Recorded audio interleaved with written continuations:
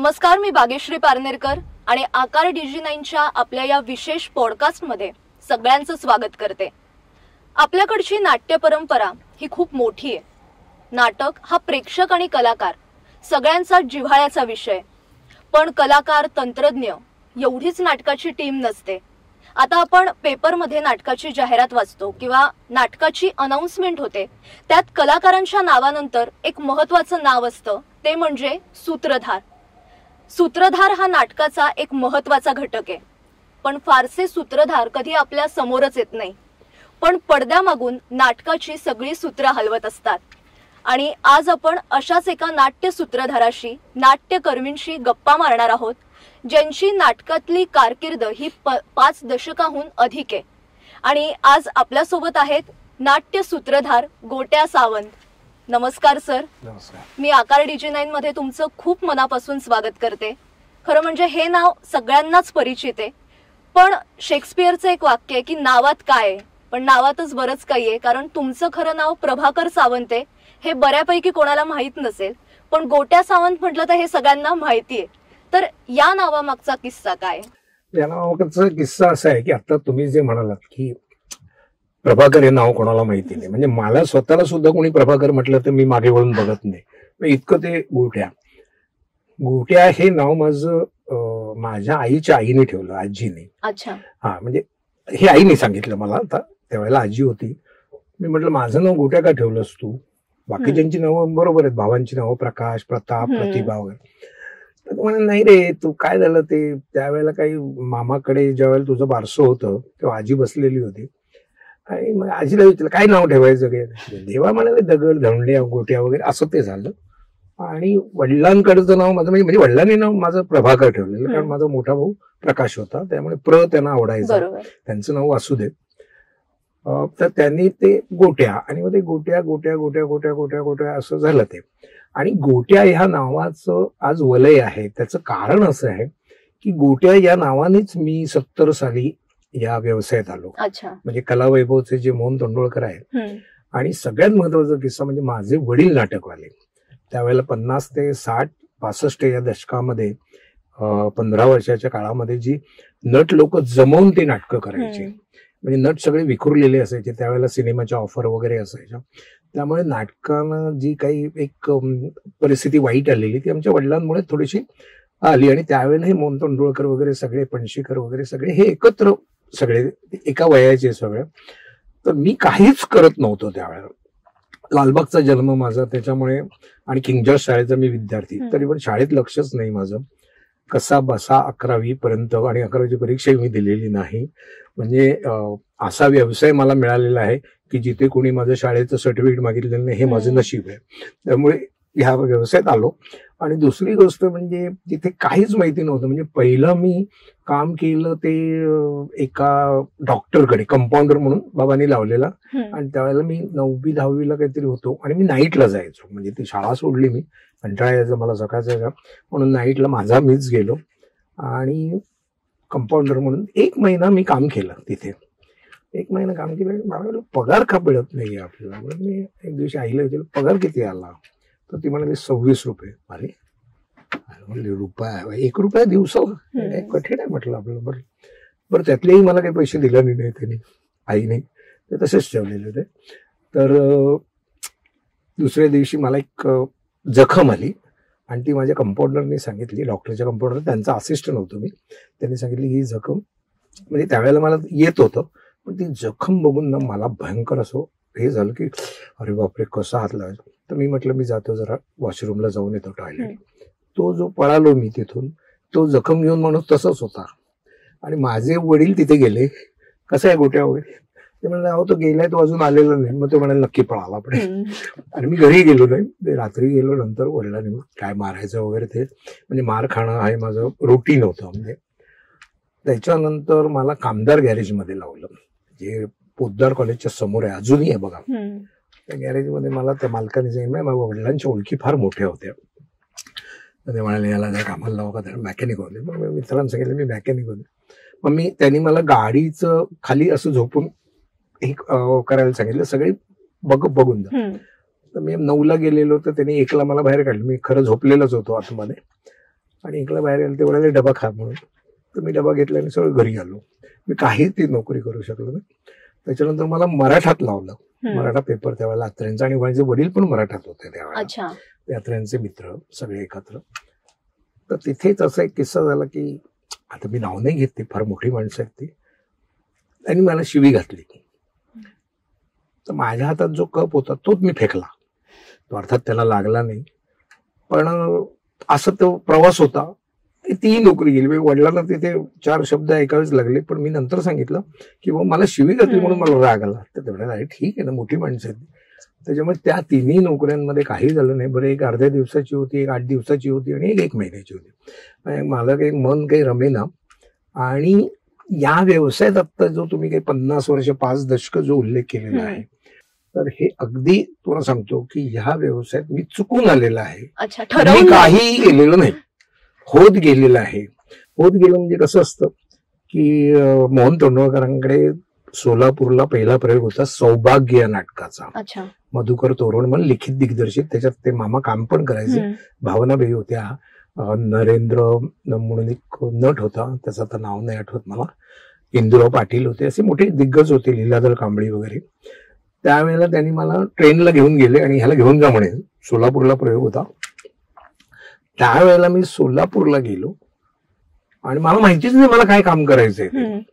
मी आपलं की मला वडिलांनी त्यावेळेला 10 रुपये दिलेले. ते मचूळ पाणी होतं ना, त्यावेळेला पाणी चांगलं नव्हतं, त्यामुळे मी तो 1 रुपयाचं कोको कोला पीत सोलापूरपर्यंत ते संपवले.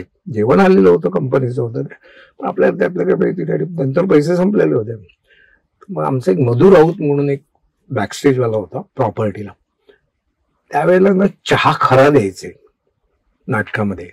आत्ता चहा खरा देत नाही, आता नुसते अभिनय करतात. तर त्यावेळेला जो चहा खरा द्यायचा, त्या कब्बशा आतमध्ये आल्या. तर तो मधू म्हणाला कब्बशा धुव.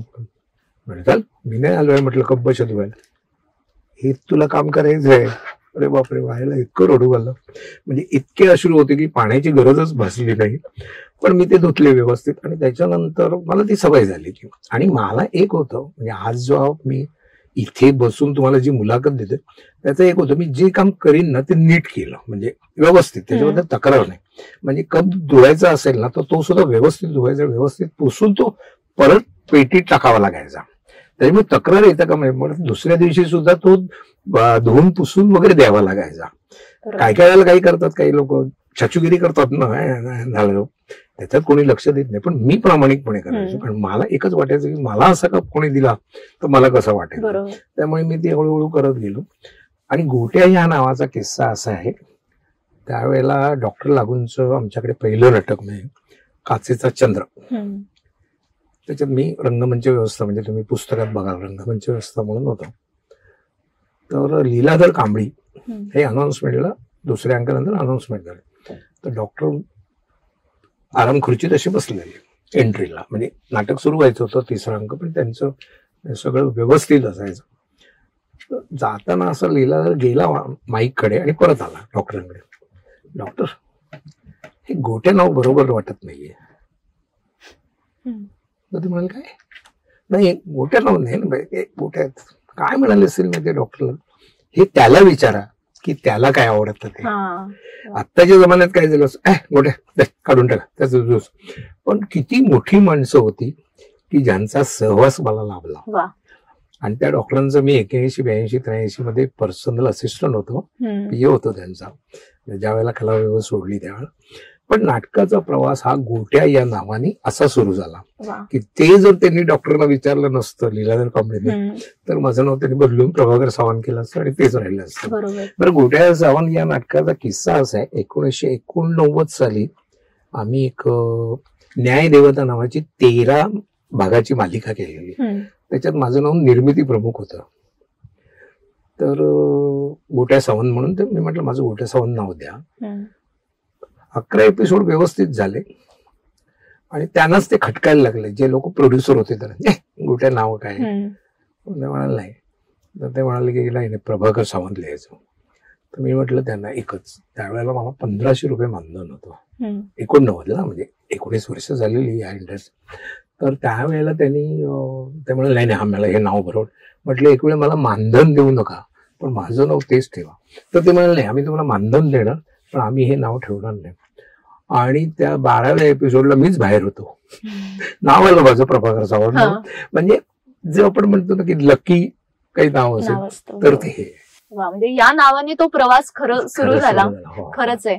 पण आता निर्मिती प्रमुख तुम्ही एक उल्लेख केला किंवा सूत्रधार, व्यवस्थापक, तर नेमकं काम काय असतं? म्हणजे 2000 सालानंतर ही सूत्रधाराची कल्पना आली. 70 ते ह्याच्यामध्ये ना जे मॅनेजर असायचे, म्हणजे मी तर रंगमंच व्यवस्था होतो, त्याच्यानंतर ना 70च्या काळामध्ये व्यवस्थापक असायचे, म्हणजे फार जुने, म्हणजे अरविंद चित्रे असतील किंवा अन्य काही लोक असतील, पावसकर वगैरे असतील, सखाराम म्हात्रे आमचे सिनियर, पण ते व्यवस्थापक म्हणून असायचे. मग व्यवस्थापक म्हणजे काय, तर तो नाटकाची व्यवस्था बघणं, आणि निर्मिती प्रमुख म्हणजे काय, तो निर्मितीची व्यवस्था. तर हे दोन्ही नावं माझी यायची. म्हणजे 1972ला आमचं हिमालयाची सावली आलं, ते पुस्तक तुम्ही बघा, त्याच्यात माझं नाव निर्मिती प्रमुख आहे. म्हणजे 72 मध्ये, म्हणजे 70ला मी लागलो आणि 72ला मी निर्मिती प्रमुख लागलो. म्हणजे माझ्या कामाचा झपाटा मला माहिती नव्हता, तो तोंडवळकरांनाच माहिती असेल, पण त्यांनी मला फार फ्रीडम दिला आणि इतकं जोडून दिलं. म्हणजे एक दिवशी बाबा आमचे आले, अरे हा काय पैसे साठवत नाही वगैरे काय करतो, तेव्हा म्हणून तोंडवळकर त्यांना म्हणे जाऊ दे वय म्हणून, असं असतं म्हणे, नाही तो सगळ्या टॅक्सीने येतो. म्हणजे माझे वडीलच त्याच्याकडे तक्रार नाही असू दे, ते काही नाही, आता बाकीची व्यसनं आपोआप होतीच, त्याच्यामुळे कधी दुर्लक्ष झालं आणि नको त्या वेळेत त्यावेळेला पैसा आलेला, त्यामुळे असं छान छान शौकीत मध्ये असं हे करावं असं वाटलेलं. पण हा जो 70 पासूनचा प्रवास आहे, हा 71 मध्ये मला उत्तरवय आलं, 72 मध्ये हिमालयाची सावली, आणि आमच्या मोहन तोंडवळकरांच्या कलावैभव या संस्थेमध्ये कोणी काम केलं नाही असं कलाकार नाही. म्हणजे विजया मेहता असू दे, डॉक्टर लागोज असू दे, सतीश दुभाषी असू दे, भक्ती बर्वे असू दे, म्हणजे शिवाजी साटमचं पहिलं नाटक आमचं, माणसाला डंख मातीचा, किंवा मोहन गोखले असू दे, रोहिणी असू दे, रोहिणीचं पण पहिलं नाटक. म्हणजे रोहिणीला 1975 साली आमचं वसंतराव कानेटकरांचं कस्तुरी मृग या नाटकासाठी आम्ही तिला मफतलालला विचारायला गेलेलो, याला होतं ते प्रभादेवीला. तर त्यावेळेला तिच्याकडे आम्ही गेलेलो, त्यावेळेला डॉक्टर लागू, मी आणि मोहन गोखले असे आम्ही गेलेलो, मी मॅनेजर म्हणून. 1975ला मोहन गोखले पहिलं नाटक व्यावसायिक, म्हणजे तो थिएटर अकॅडमीमध्ये होताच, पण त्याचं हे पहिलं व्यावसायिक नाटक. पण त्याचे आणि डॉक्टरांचे आणि तिचे वडील अनंतराव ओखे मित्र, त्यामुळे तिला त्यांचे टॅलेंट्स माहिती होते आणि चांगुणाची रेसल त्यावेळेला चालू होती. आम्ही त्या मफतलालला गेलो, सेंच्युरी बाजारच्या इथे ते मफतलालचं आहे, तर तिथे आम्ही गेलो. तर त्यावेळेला सगळं झालं वगैरे, बोलणं झालं वगैरे, तिने सांगितलं मी करते वगैरे, आम्ही. पण ह्याचा उल्लेख आत्ता एक 4-5 वर्षापूर्वी रोहिणीने केलेला, की मला ज्या वेळेला पहिल्यांदा नाटकाला विचारायला आले तेव्हा डॉक्टर आणि मोहन होते, पण त्याच्यानंतर मला तिसरा कोण माहिती नव्हता, पण तो गोट्या होता हे मला नंतर कळलं. इतकी मैत्री जवळ. आणि या गोट्या ह्या नावाबद्दल सांगते की ती अजूनही गोट्या म्हणते. म्हणजे आता आम्ही तिचा गेल्या वर्षी ऑक्टोबरमध्ये जीवन गौरव दिला, कारण अखिल भारतीय मराठी नाट्य परिषद बोरिवली शाखेचा मी अध्यक्ष आहे, तर तिला जीवन गौरव दिला. तर तिने त्याच्या पहिल्या भाषणात असं म्हटलं की आज एक आवर्तन पूर्ण झालं, कारण माझ्या पहिल्या नाटकाचा पण मॅनेजर हाच होता आणि आज हा माझा जीवन गौरव देणारा अध्यक्ष हाच आहे म्हणे. इतका उल्लेख त्या गोट्या या नावाचा. आणि ती अरे तुरे मध्येच म्हणते. ते 71-72 मी 78 पर्यंत कलावैभवमध्ये होतो. सगळ्या नाटकात त्यांच्या कामं केलेली आहेत. म्हणजे जास्वंदीमध्ये असू दे, काचेच्या चंद्रमध्ये असू दे, किंवा माणसाला डंक मातीचा असू दे, या सगळ्या नाटकात माझी होती. पण ती छोट्या छोट्या भूमिका होत्या. लफडा सदन मध्ये असू दे. लफडा सदनचा एक किस्सा असा आहे, 78 साली त्यावेळेला शशिकांत नित्य आले नव्हते पुण्याच्या प्रयोगाला. तर आम्हाला वाटलं मागून येतील टॅक्सीने, पण ते काय आले नाहीत. पण ज्या वेळेला ते आले नाहीत आणि 9 वाजलेले होते, 9:45 झालेले आणि 9:30चा प्रयोग, त्यावेळेला सगळ्यांची मिटिंग बसलेली. त्याच्यामध्ये पद्मा चव्हाण होते, कुमार दिघे होते, प्रकाश इनामदार होता, सुधीर जोशी होता, रोहिणी हत्तंगडी होती, अरुणा भट होती. सगळी अशी मोठी माणसं होती ते. आणि मी मॅनेजर, मी लांब होतो, मला काहीच माहिती नाही. म्हणजे मिटिंग चालली म्हणून मी गेलो तिथे आणि मी काय चाललंय, तर ते म्हणाले आता शशिकांत निघते नाही आलं तर काय करायचं, आणि हाऊसफुल प्रयोग. तर तर मग काय येतं ते म्हणाले शशिकांत निकतेचं काम कुमार दिघे करेल. म्हटलं मग कुमार दिघेचं कोण करेल? तर म्हणे सुधीर जोशी करेल. मग सुधीरचं कोण करेल? तर म्हणे सकाराम म्हात्रे. आणि म्हटलं हे कशाला करताय म्हटलं, त्याच्यापेक्षा एकच माणूस बदला ना कोणीतरी. 9-10 कलाकार होते त्याच्यामध्ये, ते एकच. तर ते म्हटलं एक म्हणजे म्हटलं मी करतो असं मी मस्करीत म्हटलं. कोण एवढ्या मोठ्या माणसाचं बरं, शशिकांत निकते म्हणजे तिकडचे मोठा स्टार तो पुण्याचा. त्यांची 4-5 नाटकं चाललेली होती. सौजन्याची 80 तेसी, घरोघरीच, बोंबाबोंब, सवाई माधवरावचा पितून, सगळे हाऊसफुल. आणि लफडा सजून सुद्धा हाऊसफुल. मी आपलं मस्करीत म्हणेल ना, ते वय काय होतं माझं 78, 24 वर्षाचा होतो. हा, पण मॅनेजर होतो. पद्मा चव्हाण असं बघितलं माझ्याकडे, नाही तुम्ही करा म्हणे. त्या कधीच कोणाला अरे तुरे करायच्या नाही. म्हणलं नाही हो, मी कसं करणार? म्हणे नाही नाही तुम्हाला करावंच लागेल, करा तुम्ही, आम्ही तुम्हाला सांभाळून घेऊ. पण आता तो किस्सा ना फार मोठा आहे, म्हणजे आपल्याला वेळ पुरायचा नाही, तर मी कधीतरी तुम्हाला लिहून पाठवेल. पण त्या नाटकामध्ये मी काम केलं आणि तो प्रयोग सक्सेस झाला. लोकांनी ओळखलंच नाही कोण होतं ते. चुकून झालेला हा किस्सा. जसं मी मगाशी म्हटलं की जे काही मी केलेलं आहे ते ठरवून केलेलं नाही, सगळं नशिबात होतं किंवा ते माझ्याकडनं घडवून गेलेलं होतं. मी असं काही केलेलं. तो अभिनय पण करवून घेतला गेला आपोआप झाला काही. आणि ते कसं बघून आपल्याला माहिती होतं ना. आणि ते कसं आहे माहिती, अजूनही माझी ना मेमरी चांगली आहे. म्हणजे मला सगळं आठवतं. म्हणजे तुम्ही जर एखादं वाक्य दिलं तर मी आता 1 मिनिटात पाठ करेन ते सांगेन. आता जर मी प्रवास केलाय, आता मी 5-10 मिनिटं बोललेलो आहे, पण मी नावं घेताना सुद्धा सगळ्यांची घेतलेली आहे. एखादं नाव गेलं असेल ते तेवढं काही लक्षात राहत नाही. बरोबर. म्हणजे खरंच हा खूप इंटरेस्टिंग असा प्रवास आहे. पण तुम्ही इतक्या दिग्गज कलाकारांची, लोकांची नावं घेतली, तुम्ही त्यांच्यासोबत काम केलंय, म्हणजे मोहन तोंडवळकर असतील, पणशीकर असतील किंवा इतर अनेक, आणि आज पण तुम्ही काम करताय आजच्या तरुण कलाकारांसोबत. तर फरक काय वाटतो या दोन्ही पिढ्यांमध्ये? पिढ्यांमध्ये फरक काय असतं माहिती का, पिढीतला फरक आपण बघायचा नाही.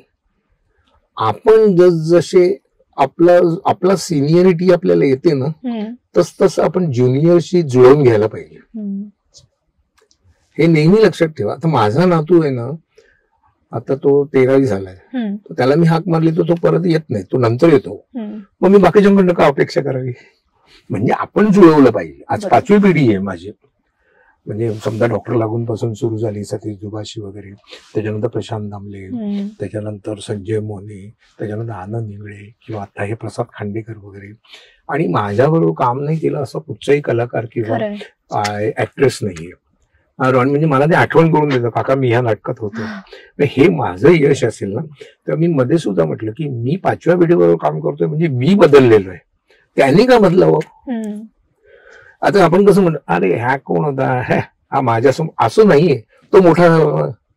मग आज मी हे नाटक करतो थेट तुमच्या घरातून, त्याचे 5-5 कलाकार हास्य जत्रेमधले. अहो मग त्यांची पब्लिसिटी काय आहे किंवा ते केवढे मोठे आहेत, त्यांच्यावर ते आपल्याला रिस्पेक्ट देतातच आहे. ते कुठेही नाही म्हणत नाही, आपला शब्द कुठेही पडत. पण आपण पण जुळवून घ्यायला पाहिजे ना. आपण नाही जुळवून घेतलं तर त्यांच्याशी कसं होईल? आज मला घरामध्ये, समजा मी घरामध्ये इतकी वर्ष आता मी काही खातो समजा, किंवा कोरोनामध्ये मला पाहिजे तेच सगळं मिळालं, याचा अर्थ मी जुळवून घेतलं म्हणून मिळालं ना. नाही तरी खा, कोणी पण ते करतात, कारण आपण जुळवलं पाहिजे. आणि शेवटी ऍडजस्टमेंट ही महत्वाची आहे. इतकी वर्ष तुम्ही काम करता किंवा तुम्ही काय अनुभवला, ऍडजस्ट करायला शिकलं पाहिजे. आणि ऍडजस्ट कुठे करायचं हे कळलं पाहिजे, तर तुम्ही त्याच्यात राहाल. आता मी पणशीकर यांच्याकडनं 1978ला निघालो, 79ला माझं लग्न झालं, 81-82ला मी माझी स्वनिर्मिती केली. तोची वासू ओळखावं म्हणून शरद गागांचं नाटक. त्याच्यामध्ये आमचे सगळे मित्रच होते, म्हणजे आनंद जोग होता, अजय वडावकर होता, तो शशांक संपत म्हणून एक तो भीम आहे बघा, तो महाभारतला, त्याचा जावई होता, सीमा सावंत होती, मेघा कुलकर्णी होती, लाली आपली, उज्ज्वला जो, अशी सगळी टीम माझे मित्र. सुधीर जोशीला पहिला रोल माझ्याकडे मी मेन दिलेला, कारण तो माझा मित्र. म्हणजे आम्ही इतके क्लोज होतो की विचारायची सोय नाही. आणि त्या लोकांनी 11 प्रयोग झाले तरी नाईट नाही दिलेली, मानधन दिलेलं नव्हतं, कारण बुकिंगच व्हायचं नाही. पण मला कोणी विचारलं पण यायचं नाही, कोण जाईल. आणि एका कॉन्ट्रॅक्टच्या प्रयोगाला मात्र माझ्या मागे लागलेले होते की आज तरी मानधन मिळेल म्हणून, की हा मानधन घेऊन पळेल म्हणून. त्यावेळेची नाईट होती ह्या लोकांची म्हणजे 40 आणि 50 रुपये. आणि प्रयोग मानधन किती होतं माहितीये का? 1100 रुपये. त्या 1100 रुपयात मलाच फक्त टॅक्सीला 25 रुपये उरलेले होते. बाकी सगळ्यांनी वाजवून घेतलं नाही पैसे, आणि ते द्यायलाच पाहिजे होते. कारण बाकीचे प्रयोग प्रदीप कबरे होता, अनिकेतचे वडील होते शेखर विश्वासराव, ते सगळे पहिल्यांदा माझ्याकडे काय. आणि मग त्याच्यानंतर माझं एक निर्मितीचं नाटक आलं स्पर्श अमृताचा. त्याच्यामध्ये विषय असा होता, रत्नाकर मतकरी लिखित दिग्दर्शित. त्याचा विषय असा होता की लेप्रसी, कुष्ठरोग बरा होऊ शकतो, आणि तो सत्य घटनेवर होता. ते कपल पण आहे अजून, आणि त्यांचा तो कुष्ठरोग. आणि त्यावेळेला ते नाटक चाललं असतं, पण एका गजऱ्याच्या प्रोग्राम मध्ये एक चुकीचा आमचा एक भाग दाखवला गेला. कारण आपण असं म्हणतो ना, एक्सपोज होतो, तर तो रोगाचं समजा ते टिकल्या दिसलं तर लोकांना नशा येतो. पैसे घेऊन कुणी बघायला येणार नाही. पण ती चूक नंतर कळली. आम्हाला वाटलं की कुष्ठरोग आपण दाखवला आणि तो बरा होतो असं दाखवलं तर आणखी लोक, पण त्याच्यामुळे ते पण नाटक आमचं पडलं. पण नाटक फार सुंदर होतं. म्हणजे मतकरींनी मला निर्माता म्हणून उभा केला रत्नाकर मध्ये. फार मोठं आज माझं यश आहे की रत्नाकर मतकरींनी सांगितलं मोठ्या तू उभा राहा. पण ते नाटक फ्लॉप गेलं. मग त्याच्यानंतर माझा एक मित्र होता नाटकातला, त्याचं नाव नाही मी सांगत, तो मला म्हणाला कधी आयुष्यात निर्मिती करू नकोस. कळलं का? त्याच्यापेक्षा व्यवस्थापकामध्ये पैसे जास्त आहेत. अच्छा, आर्थिक गणितही. तेव्हापासून मी निर्मिती सोडली. आणि कोणीही मला म्हणाला की निर्मिती पाहिजे तर मी तुला पार्टनरशिप देतो, नको, माझे पैसे दे. अर्थात माझे पैसे आता काही नाटकाचं बुकिंग नाही झालं तर आपण मागत पण नाही, किंवा समोरच्याकडे नसतात. कारण आम्ही निर्मिती करून त्यावेळेला नटांना काही दिलं नव्हतं, ते मैत्री आहे. नाटकामध्ये हा अजून व्यवहार आहेच की जर कोणी असे आमचे व्यवस्थापक असतील तर ते सगळ्यात शेवटी राहतात. व्यवस्थापक म्हणजे सूत्रधार सोडून सगळ्यात बिचारा शेवटी. आता थोडे दिवस, कारण फिनान्शियली आता लोक जरा साऊंड झालेले आहेत, त्याच्यामुळे मानधन मिळतात. पण एखादं नाटक फ्लॉप झालं ना तर सूत्रधाराचे, त्या व्यवस्थापकाचे पैसे राहिलेच म्हणून समजा. कारण माझा हा अगदी चालता बोलता हे अनुभव आहे त्यातला. नाही, आणि तुम्ही आता या सगळ्या नाटकातल्या आर्थिक गणिताविषयी सांगितलं, पण आज हल्ली पण असं होतं, एखादी रिप्लेसमेंट असते, एखादा प्रयोग रद्द करावा लागतो, तर मग सगळं आर्थिक गणित कोलमडतं का तेव्हा? नक्कीच. पण आता शक्यतो रिप्लेसमेंट होत नाही. त्याचं कारण आता कसं आहे माहिती का, आता 500 रुपये तिकीट झालेलं आहे. बरोबर. लोकांना ते बरोबर कळतं.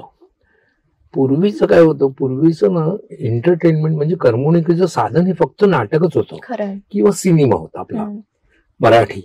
आता तसं झालेलं नाही. आता त्यांना सगळं अवेलेबल झालेलं आहे. आणि मग जेव्हा ते 500 रुपये तिकीट काढून देतात ना, तेव्हा ते फार चोखंदळ असतात.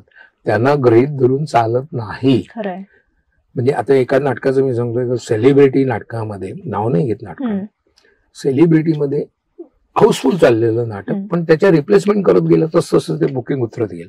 म्हणजे आपोआप त्याचा तो हे कळतो ना आपल्याला, अरे हा. पण शेवटी परफॉर्मन्स, तुमचा जो शो तुम्ही करता थिएटरमध्ये किंवा जो लोकांसमोर करता, त्याची एनर्जी लोकांना कळते. आणि लोक फार हुशार झालेले, लोक वाटेल ते प्रश्न विचारतात. माझं कधीही प्रेक्षकांबरोबर कसला वाद झालेला नाही. कारण आपल्याला माहितीये प्रेक्षकाला उत्तरच द्यायचं नाही, आपल्या शांत बसायचं, ऐकायचं आणि सोडून द्यायचं. आता माझं एक गलबत्या नाटक इतकं तुफान चाललं की राहुल भंडारे काय, वैभव मांगले काय, हे दोघे जण अगदी डावे उजवे समोर खंबीर, आणि राहुल भंडारे, त्याचं फार मोठं क्रेडिट आहे. म्हणजे ज्या वेळेला त्यांनी मला सांगितलं की अरे आपण एक झी बरोबर नाटक करतोय, त्यावेळेला मी असं त्याच्याकडे कॅज्युअली बोललो, काय धापा मारतोय असं, म्हणजे चेहऱ्यावर आपल्याला असं करायचं तसं करायचं. आणि त्या अलबत्याचा रेकॉर्ड म्हणजे एका दिवसात 5 प्रयोग केलेले आम्ही शिवाजी मंदिरला, आणि 5ही हाऊसफुल होते. आणि ते क्रेडिट राहुलनी मलाच दिलेलं होतं. म्हणजे तो सांगायचा प्रत्येक त्याच्या ह्याच्यामध्ये की गोट्या काकामुळे जवळ झालं. वैभव सुद्धा आमचा, वैभव मांगले, नंतर त्याला ते तब्येतीने त्यांनी सोडलं आता. पण गलबत्याचे किस्से इतके आहेत की ते सांगितले ना तर मी पुढे पोचूच शकणार नाही. त्यातला एक किस्सा असा सांगतो की एकदा डोंबिवलीच्या प्रयोगाला 33 तिकीट डबल झालेली. अच्छा. बुक माय शोला जे बुकिंग दिलेलं ना ते इथे पण विकलं गेलेलं. आता कोणीच ऐकणार नाही. बरं, हाऊसफुल प्रयोग, बरोबर आहे. तर राहुल भंडारे पोचलेला, तो म्हणाला हे काय करणार होता तो, मी लांब होतो जरा, मग मी नंतर तो म्हणाला तो आल्यावर करेल. राहुलने त्याच्यात काही इंटरप्ट केलं नाही, काही नाही.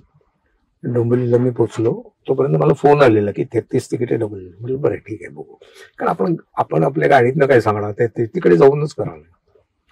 मग गेलो, लोकांना सोडलं नाही, उभे राहिलो आणि ते 33 तिकीट बुक माय शो आणि आम्ही विकलेली आधी बाजूला केली, त्यांचे नंबर घेऊन असे 66 लोक बाजूला केले आणि बुक माय शो वाल्यानं 33 वाल्यानं बसवले. तर हे भडकले सगळे, कारण त्यांच्यावर मुलं होती ना, बालनाट्य ते जाम भडकलेलं. काय केलं असेल आम्ही, काय केलं असेल, संपूर्ण पुढे खुर्च्या टाकल्या, तर त्यातल्या 10, 20 नाही 7, 14, 28 आणि उरलेले 5 पिठात बसवले. असे 33 लोक बसवले आणि 33 लोकांचे पैसे परत केले आम्ही. अरे वा. आणि ते मी स्वतः जाऊन दिले. तर ते लोक म्हणून नाही, म्हटलं घ्या. त्याचं कारण असं असतं की किती विचार करावा लागतो. मी विचार करतो असं मी सांगत नाहीये, पण जर उद्या थिएटरमध्ये काही हादसा झाला तर काऊन काय करणार, ही लोक वाढली कशी. ज्या वेळेला फायरवाले येतात ना, ते फायरच करत असतात, ते कोणाचं ऐकत नाही. एक तर आग लागली की त्यांचं डोकं फिरतो आणि ते म्हणजे फारच ग्रेट असतात. त्यांचा अनुभव आहे मला. त्या 33 लोकांना आम्ही पैसे दिले, त्या 33 लोकांना पैसे दिले, त्याच्यामुळे हे लोक आमचे सन्मानिका होत्या. होणार काहीच नाही, झालं काही नाही, पण ते लोक नंतर माझे इतके आभार मानत होते की पैसे घ्या पैसे. पण हा काढलेला त्याच्यावरचा तोडगा होता. खरंय. किंवा एका ठाकरेच्या प्रयोगाला ओव्हर पॅक प्रयोग आणि एक बाई भांडत होती, माझ्या बुक माय शोच्या तिकीट तुम्ही देत का नाही, हे नाही, ते डबल झालेलं. आणि 3 जणच होते, एक मुलगा होता आणि मुलासाठी ते आई वडील एका. तर सगळे ते भांडत होते, इकडे काय नाही वगैरे. तर मला मग आमचा राहुल म्हणतो बोलला काहीतरी. म्हटलं आता नको, ती बाई इतकी गरम आहे की मला पण उडू दे. तर तिचा नवरा ना फार ग्रेट होता, तो शांत होता, जाऊ दे ना, गप्पा ना. मी त्याला काय म्हटलं, अहो माझं आहे का, तुम्ही बसल्याशिवाय मी नाटक सुरू करणार नाही. ते ऐकायलाच तयार नाही. तो नवरा तिला ऐक ऐक काय म्हणतायत ते ऐक, काय काय काय, तुम्ही बसल्याशिवाय नाटक सुरू करणार नाही. हा मग ठीक आहे, पण आणि मग त्यांना आम्ही पुढे आपलं पीठ असतं ना, तिथे 3 सीट आणि त्यांचे पैसे परत केले. अच्छा. मला वाटतं हे इतके वेगवेगळे अनुभव आहे, ते खूप शिकवून जात असतील. आणि खरंच म्हणून आपण नाटकाचा प्रयोग म्हणतो, तर प्रत्येक प्रयोगागणी वेगळं येतं. नाही, आणि तुम्ही एक लक्षात ठेवा, आता आम्ही ज्या वेळेला सूत्रधार असो, व्यवस्थापक असो, निर्मिती, आमची सवय काय, आम्ही पहिले बुकिंगवर न जाता, आताचे सगळी यंग आता माणसं पण चिकार झाली प्रत्येक सेक्शनला. आता मोबाईल आलेला आहे, मोबाईल.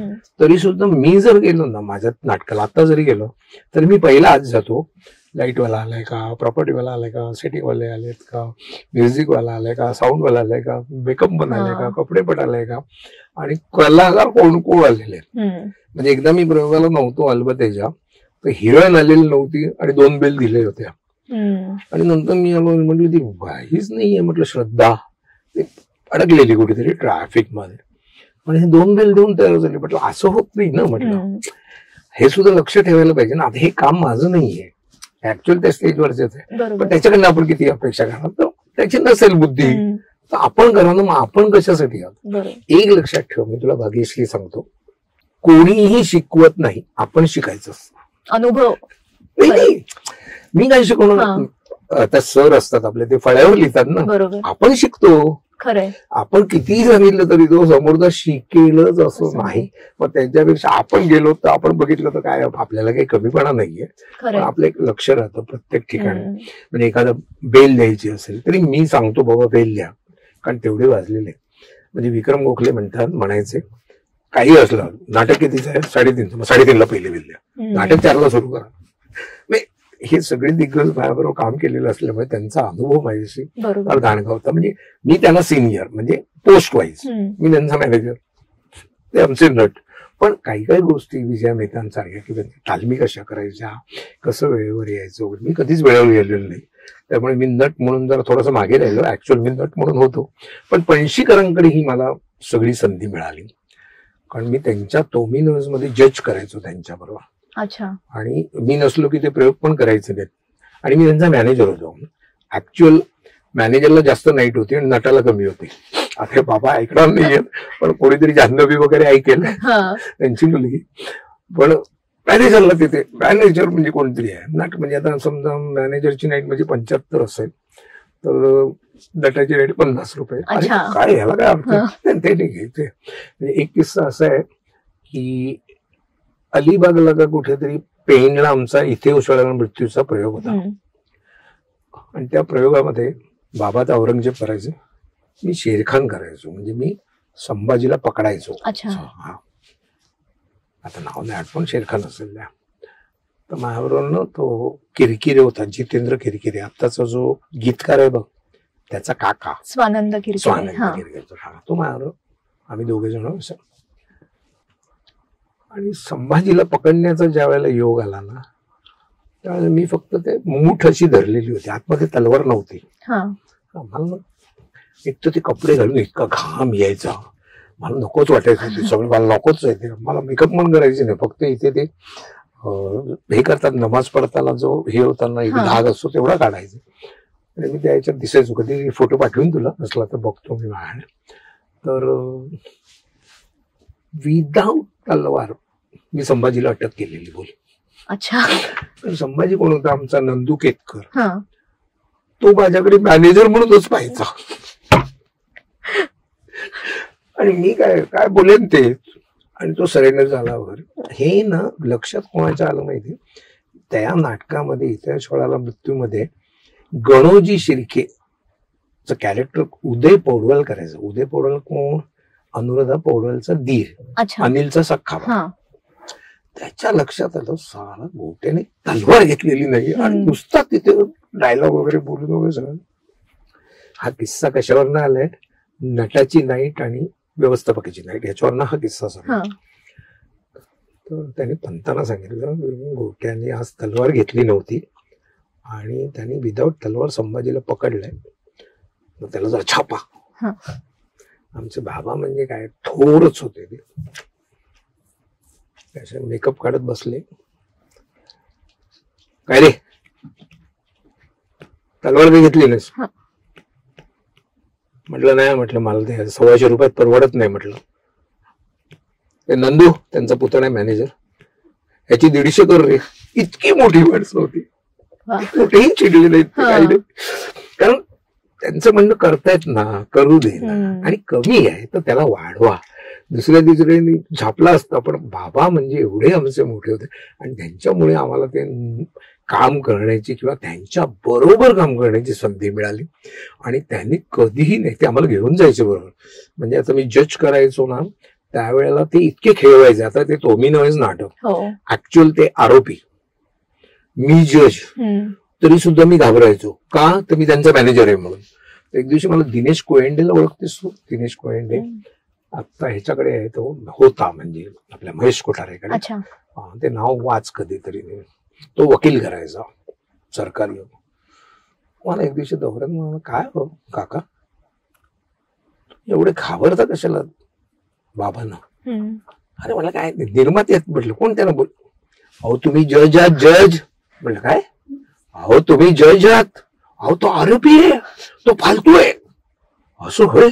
आले कोणी सांगितलं? बरं बाबा काय कशाला सांगतात मला? चिपून टाकायचे. बरं त्यांच्या समोर काही बोलायची आमची शामत नव्हती, कारण ते इतके उत्स्फूर्त होते ना, काही बोलले ना आणि ते त्याला धरूनच असायचं. पण शेवटी ऑडियन्स त्यांचा ना, ते मोठे आम्ही.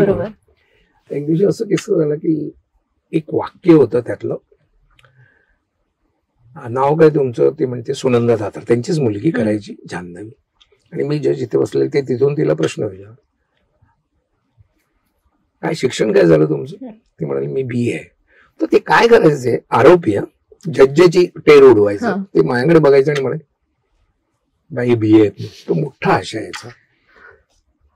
मी म्हटलं आईला मला काय खिजवता येते, मी सगळं जज आहे. आणि दौरे आमचे ना 20-20 दिवसाचे असायचे. तर त्यावेळेला ते बाई नाव काय तुमचं? ते म्हणले सुनंदा धातर. शिक्षण काय झालंय? BA आहेत. तर त्यांनी माझ्याकडे तोंड करून बाई BA आहेत. म्हटलं मी काय करू? असं केल्यावर आणखीन बंपर लाफ्टर आला. ते इतके सरकले. चला याच्यात काही जज घुसला की काय, आणि काही नाही इंटरव्ह्यूला काही बोलले नाहीत, काही नाही. दुसरा प्रयोग होता. काय नाव काय तुमचं बाई? तेवढे सुनंदा दाता. काय शिक्षण काय? BA. तर त्यांनी माझ्याकडे बघून पॉज घेतला ते पहिला. बाई BA. मी काहीच बोललो नाही, कारण मला माहिती होतं हे ठासणार आपली व्यवस्थित. आणि मग तिसऱ्या दिवशी परत बोललो, आणि मग ते नंतर ती जुगलबंदी म्हणजे तेच खेळवत होते त्यांनी त्याची खेळल्याशिवाय. आणि शेवटी जज म्हणून मलाही थोडेसे लोक ओळखायला लागलेले ऑडियन्स मधले. म्हणजे बाबांबरोबरचा अनुभव फार ग्रेट होता. पण त्यांच्यातनं एक फार मोठी हे होती की ती कधी चिडायची नाही. चिडल्या व्यवस्थित सगळं समजावून सांगायची. आणि त्याचा परिणाम झाला की आम्हाला असं भीती वाटायची की बाबा काहीतरी बोलतील, कधीच काही बोलले नाही. त्याच्यामुळे त्यांची ती पुढे घेऊन जाण्याची वृत्ती होती ती आमच्या फार पथ्यावर पडली. मला वाटतं एवढी मोठी नावं की आम्ही त्यांना आमच्या पिढीने त्यांना पाहिलं नाही, पण आज तुमच्या रूपाने त्यांचे किस्से आम्ही ऐकतोय. खरंच हे आमच्यासाठी खूप महत्वाचं आहे. पण आता एक प्रश्न विचारेल, आता तुमचा इतक्या वर्षांचा अनुभव आहे, म्हणजे आज या क्षेत्रात येणाऱ्यांसाठी तुम्ही खरं म्हणजे गुरुस्थानी आहात. तर नव्याने येणाऱ्या कलाकारांना किंवा या क्षेत्रात काम करणाऱ्यांना काय सांगाल?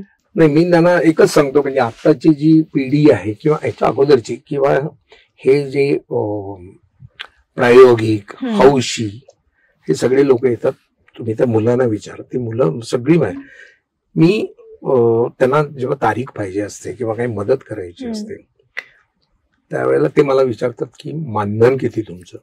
मी त्यांना एकाच वाक्यात सांगतो, माझं मानधन इतकं तुम्हाला बुकिंग पण होणार नाहीये, त्यामुळे तुम्ही करा. म्हणजे मी कुठच्याही स्पर्धेला गेलो ना, ती मुलं अशी आजोबा काका आले. कारण काय माहितीये का, आता माझी जर 55 वर्षे, या 55 वय आता माझं वर्ष चाललंय, याचा अर्थ माझं वय आता 71 आहे. वाटत नाहीये हो काय? नाही, खरंच वाटत नाही. असं म्हणणं हो काय म्हणाल तर माझं एकच म्हणणं आहे की आणखीन 2-3 वर्षांनी कधीतरी आम्ही रिटायर्ड होणार, पण त्यावेळेला त्या मुलांनी आम्हाला रिसीव्ह करायला पाहिजे. म्हणजे एक यातला किस्सा सांगतो कसा आहे तो. एक आमचं नाटक होतं फॅमिलीची गंमत, दुपारी 3:30-4ला होतं. साहित्य संघात कॉन्ट्रॅक्टचा प्रयोग, CKP लोकांचा, म्हणजे नवलकर कंपनीचा होता तो. त्यांचा दुपारी 4चा प्रयोग, आणि 12:30 वाजता आपला हा कोणतो नट आमचा हास्य जत्रामधला कोण होता मग पटकन विसरलो, कारंडे, सागर कारंडेच्या बायकोचा फोन आला की काका त्यांना बरं वाटत नाही, तर त्यांना हॉस्पिटलला ऍडमिट केले. तर म्हटलं कुठच्या? तर ते म्हणाले तुम्ही काही येऊ नका, पण तो होईल 12. 12:30 वाजता झालं. 12:30 नंतर, म्हणजे हा किस्सा कशावरनं आलेला आहे, नवीन पिढीबरोबर आपण कसे मॅच झालो हे मला शेवटी सांगायचंय. तर 12:30-1ला प्रयोग आता म्हटलं हो म्हटलं.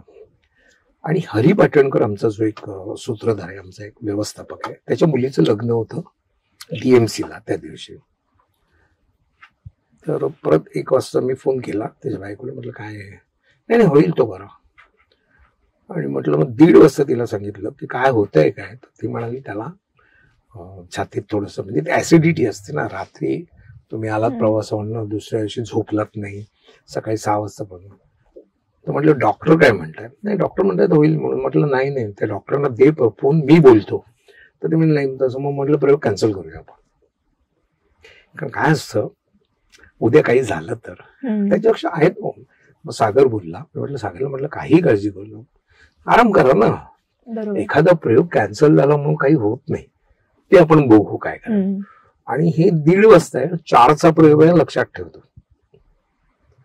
1:30 वाजता मी ओला करून निघालोय, आणि ओलामध्ये त्या लोकांचा फोन आला. आमचा एक कुंदन आगासकर म्हणून शाखा प्रमुख होता, तो माझ्या मोठ्या भावाचा वर्गमित्र, हिंदू कॉलनीत राहतो, तो अध्यक्ष त्याचा, आणि प्रमोद नवलांची मिसेस ते संस्था चालवते, शिल्पाची आई म्हणजे.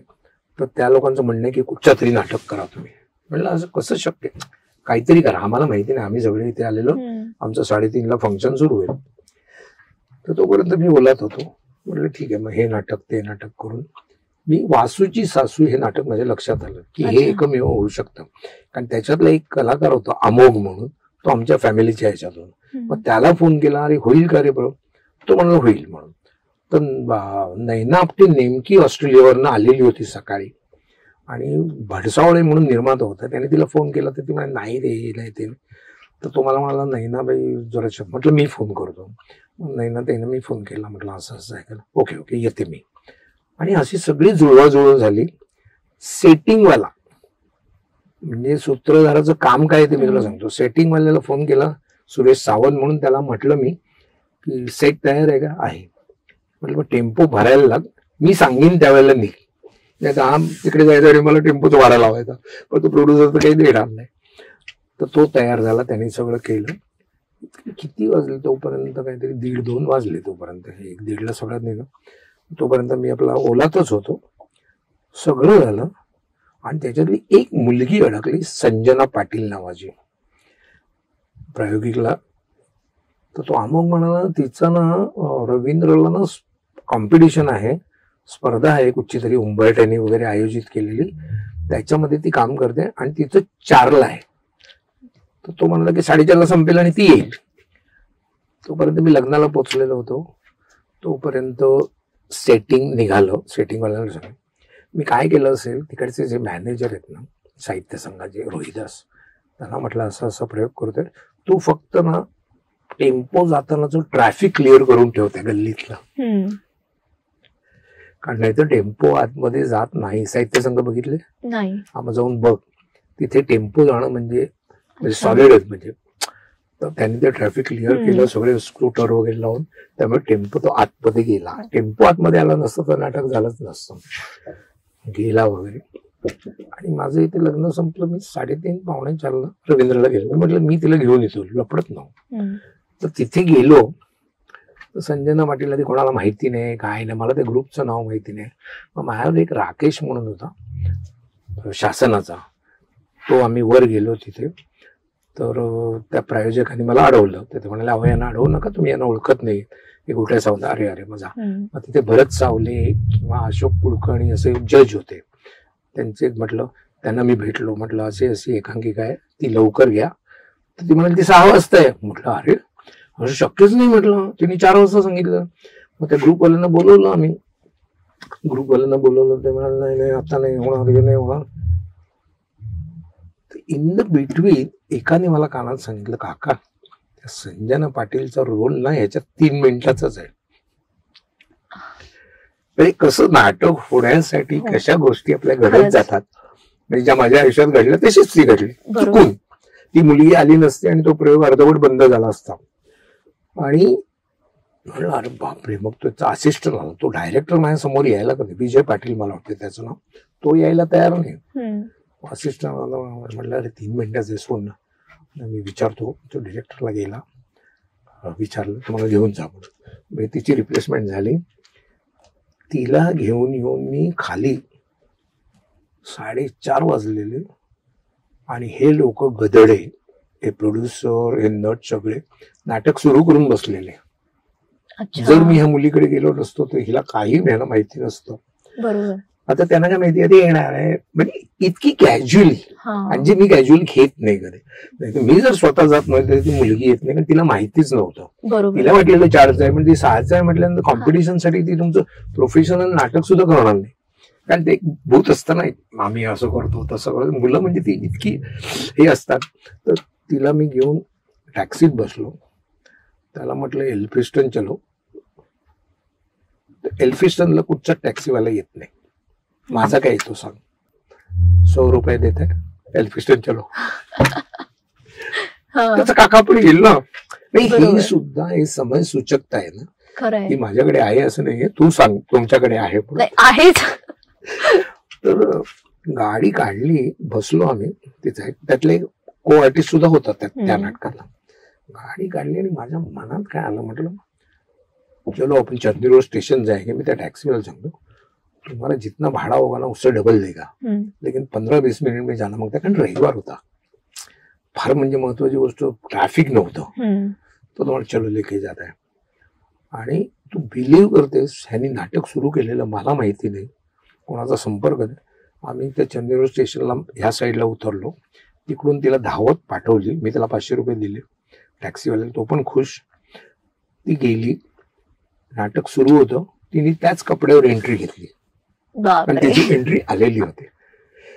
आणि यातला सगळ्यात मोठा किस्सा म्हणजे जो मी मगाशी सांगितलं की ह्या प्रोफेशनल किंवा ह्या प्रायोगिक लोकांना किंवा येणाऱ्या तरुणांना किंवा तरुणींना तुम्ही काय सल्ला द्या, तर त्यातला जो विजय पाटील होता तो म्हणाला, त्यांनी मला एकदा फोन केला, काका मीच त्या एकांकिकेचा दिग्दर्शक होतो, तुम्हाला माहिती आहे का, तुम्ही मला एकदा तारीख दिलेली आणि त्याचे पैसे पण घेतले नव्हते, हे उपयोगाला आले.